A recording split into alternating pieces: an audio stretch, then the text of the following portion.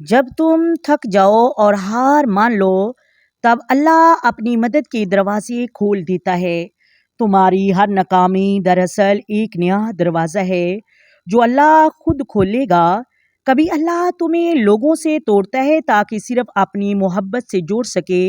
وہ تمہیں کبھی اکیلا نہیں چھوڑتا، بس محسوس نہیں کر پاتے۔ اللہ کبھی تمہیں مایوس نہیں کرتا، تم بس جلدی کرتے ہو۔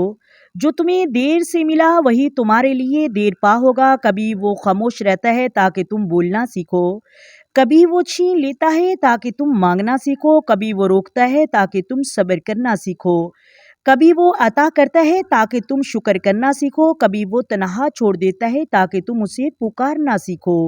اللہ کی خاموش محبت کبھی ختم نہیں ہوتی، بس انسان تھک جاتا ہے۔ سمجھے، 3 رشتے کبھی نہ توڑنا ورنہ تم قبر سے سیدھے جہنم میں جاؤ گے: اللہ، ماں اور باپ۔